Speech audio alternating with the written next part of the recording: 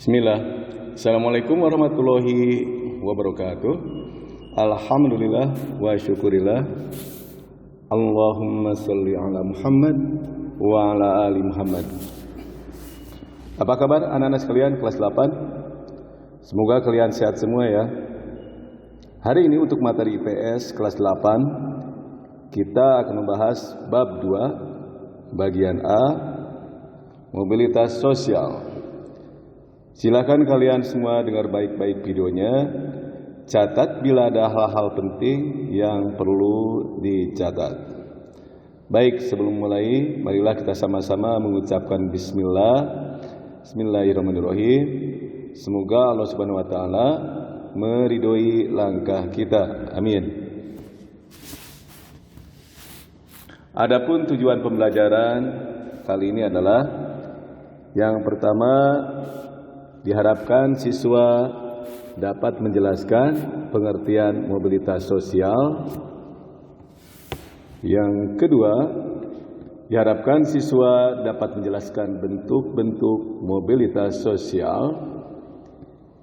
Yang ketiga, diharapkan siswa dapat menyebutkan faktor-faktor pendorong dan penghambat mobilitas sosial.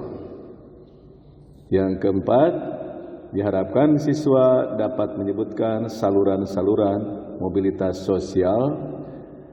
Dan yang terakhir atau nomor 5, diharapkan siswa dapat menjelaskan dampak-dampak mobilitas sosial. Adapun lingkup pembahasan bab 2 bagian A ini adalah yang pertama, kita akan bahas pengertian mobilitas sosial. Kemudian yang kedua, bentuk-bentuk mobilitas sosial. Yang ketiga, faktor-faktor pendorong dan penghambat mobilitas sosial. Yang keempat, saluran-saluran mobilitas sosial.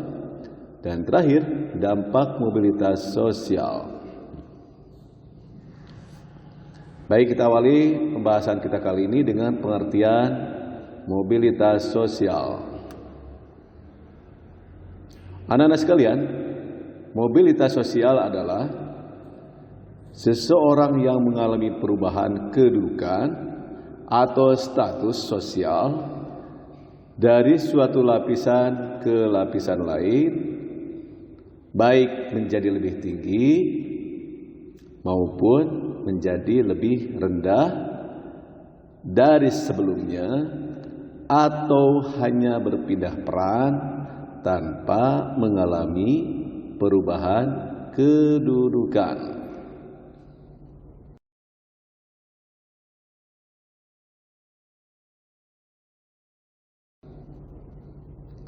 Beberapa contoh lain mobilitas sosial dalam kehidupan masyarakat kita, misalnya seorang pensiunan pegawai rendahan salah satu departemen beralih pekerjaan menjadi seorang pengusaha dan berhasil dengan gemilang.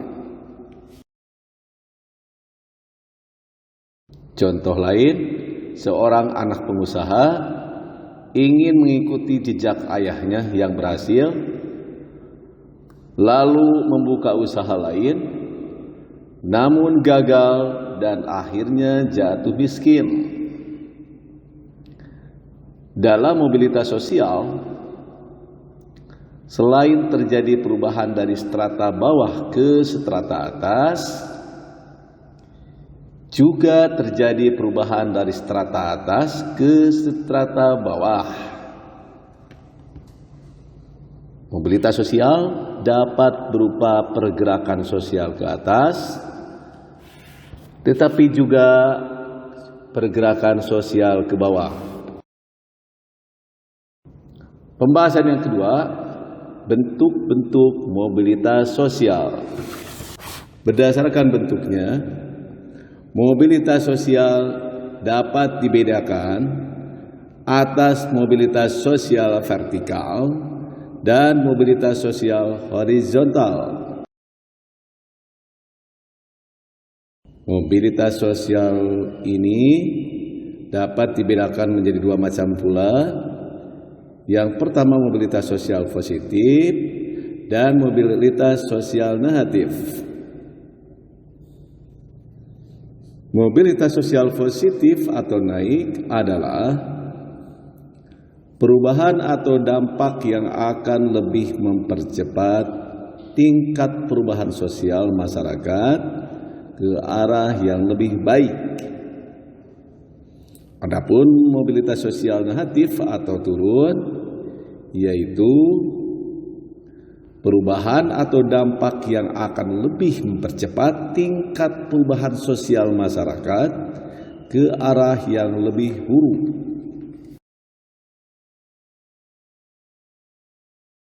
Berikut adalah salah satu contoh bentuk mobilitas sosial vertikal.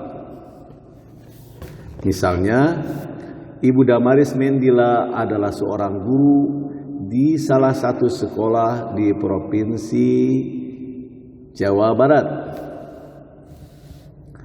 Sebagai guru IPS, Ibu Damaris Mendila menjalankan tugas dengan baik. Bukan hanya mengajar saja, Ibu Damaris Mendila juga melaksanakan administrasi dengan penuh tanggung jawab. Berbagai kegiatan sekolah yang menjadi tanggung jawabnya dilaksanakan dengan baik. Karena berbagai prestasinya, Ibu Damaris Mendila diangkat menjadi kepala sekolah. Kita lanjut dengan pengertian mobilitas sosial vertikal dan mobilitas sosial horizontal.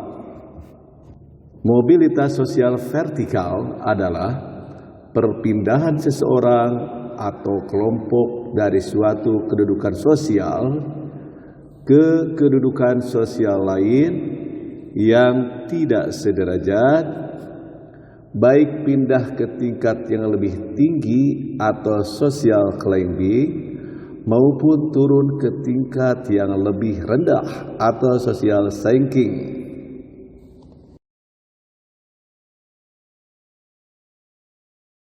Mobilitas sosial climbing adalah mobilitas yang terjadi karena adanya peningkatan status atau kedudukan seseorang atau naiknya orang-orang berstatus sosial rendah ke status sosial yang lebih tinggi. Mobilitas vertikal ke bawah atau social sinking merupakan proses penurunan status atau kedudukan seseorang. Proses social sinking seringkali menimbulkan gejolak kejiwaan bagi seseorang karena ada perubahan pada hak dan kewajibannya. Contoh, seorang pegawai diturunkan pangkatnya karena melanggar aturan sehingga ia menjadi pegawai biasa. Mobilitas sosial horizontal adalah perpindahan status sosial seseorang atau sekelompok orang dalam lapisan sosial yang sama. Contoh mobilitas sosial vertikal, Fa Zainuri pindah ke sekolah lain namun tetap dalam jabatan sebagai kepala sekolah. Nah, anak-anak sekalian, setelah kalian mempelajari pengertian dan contoh-contoh mobilitas vertikal dan horizontal, kalian tentu memperoleh pelajaran penting bagaimana gerak kehidupan manusia. Ibarat roda yang berputar, manusia tidak selamanya menduduki jabatan yang tinggi. Karena itulah, manusia harus mampu menjaga dirinya dengan baik apabila telah memperoleh kedudukan yang lebih tinggi. Manusia harus sadar bahwa kedudukan tersebut merupakan amanah yang harus dijalankan dengan baik. Selanjutnya saya akan menyebutkan beragam faktor yang mendorong terjadinya mobilitas sosial. Beragam faktor yang mendorong terjadinya mobilitas sosial, di antaranya: 1. Faktor struktural. Contohnya, ketujuh tokoh Indonesia, mantan presiden di sini maksudnya, berhasil mencapai status sosial yang tinggi berkat sistem demokrasi yang berlaku dalam politik di Indonesia. Dengan sistem demokrasi, setiap warga negara dapat mencapai status sosial berupa jabatan politik yang tinggi. Faktor yang mendorong terjadi mobilitas sosial yang kedua adalah faktor individu. Dua orang memiliki pengetahuan dan keterampilan yang relatif setara, belum tentu menjadi berhasil dalam melaksanakan mobilitas sosial ke atas. Hal ini disebabkan keberhasilan individu sangat ditentukan sikap dan perilaku individu tersebut. Sebagai contoh, dua orang sarjana dari perguruan tinggi yang sama-sama melamar pekerjaan di suatu perusahaan. Hanya satu orang yang diterima karena dianggap memiliki ambisi dan komitmen dalam hidup. Kemudian faktor yang mendorong terjadinya mobilitas sosial yang ketiga adalah faktor sosial. Setiap perjuangan diawali dari ketidakpuasan. Ketidakpuasan akan status sosial mendorong manusia untuk terus berjuang segigih-gigihnya. Setiap manusia dilahirkan dalam status sosial yang dimiliki oleh orang tuanya. Yang keempat, faktor ekonomi. Keadaan ekonomi dapat menjadi pendorong terjadinya mobilitas sosial. Keadaan ekonomi yang baik memudahkan individu dan kelompok melakukan mobilitas sosial. Kalian dapat memperhatikan berbagai fenomena masyarakat di sekeliling kita.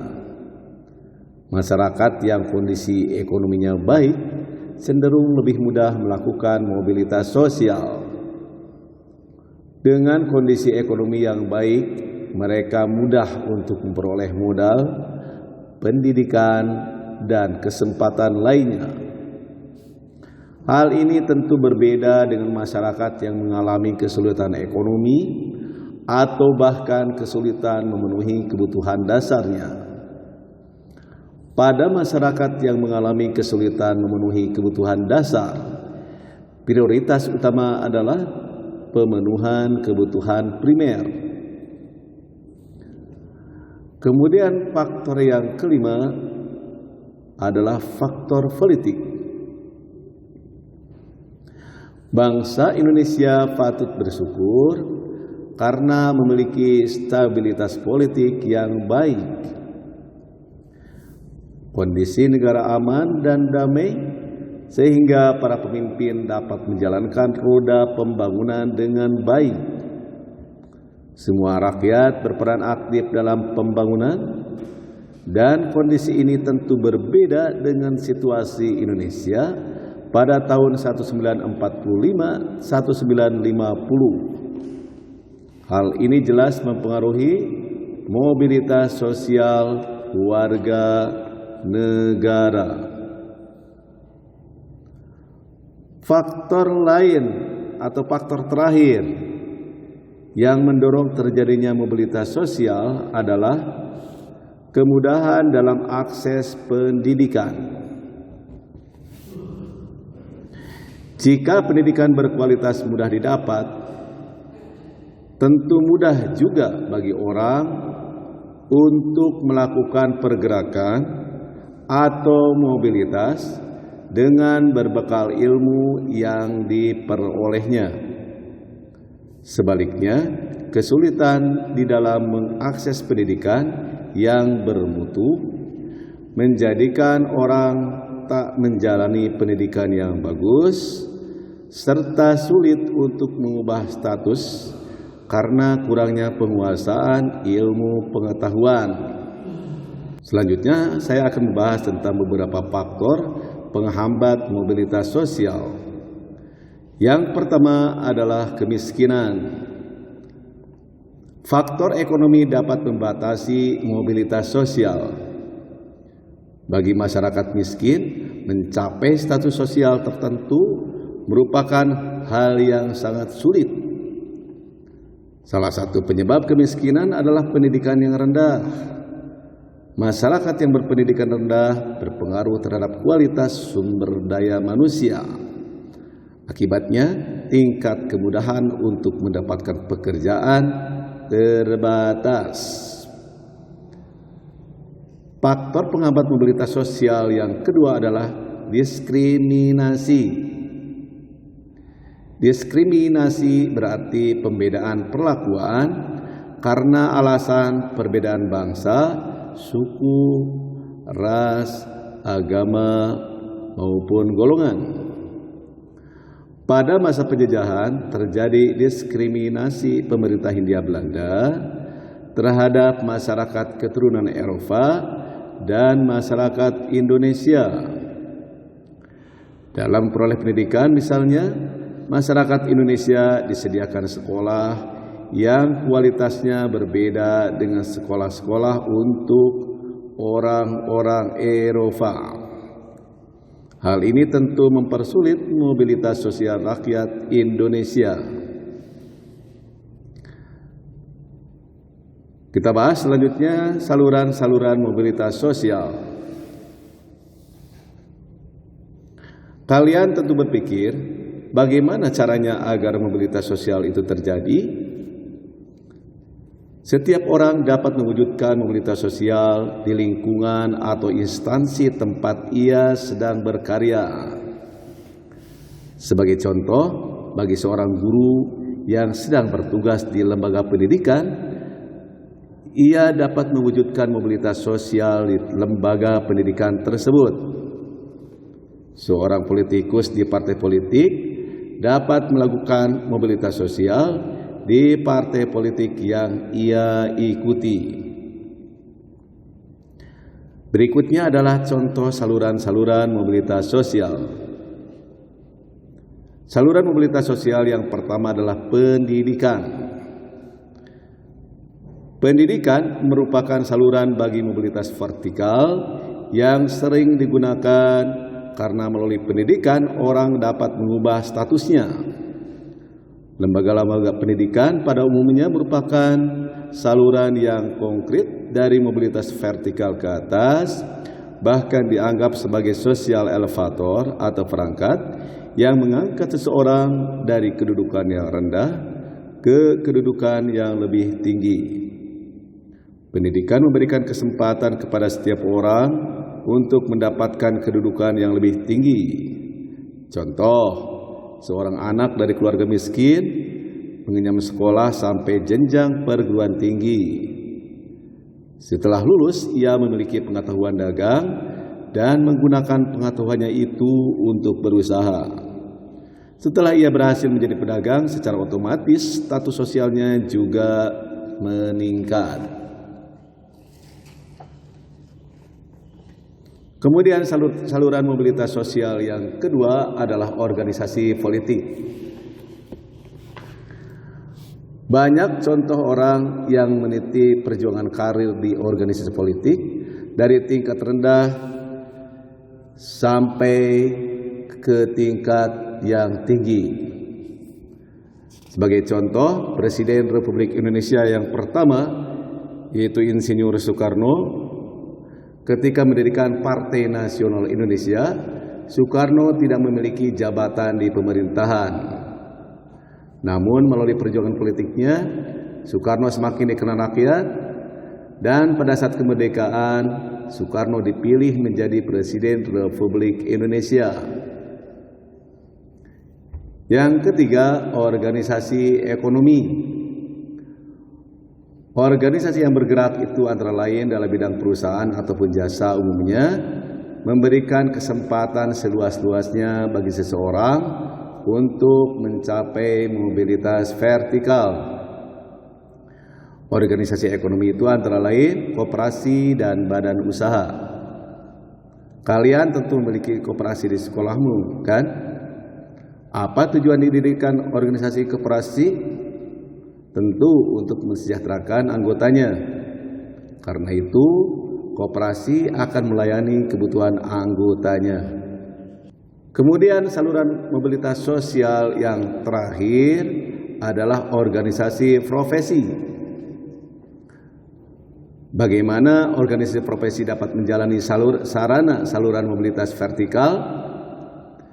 Ya, karena organisasi profesi merupakan himpunan orang-orang yang memiliki profesi yang sama, sehingga mereka akan lebih kompak dan kuat memperjuangkan profesinya. Sebagai contoh, organisasi profesi guru atau Persatuan Guru Republik Indonesia merupakan salah satu sarana perjuangan para guru dalam bidang pendidikan dan kesejahteraan guru. Selain perjuangkan pendidikan di Indonesia, PGRI juga memperjuangkan peningkatan kesejahteraan guru.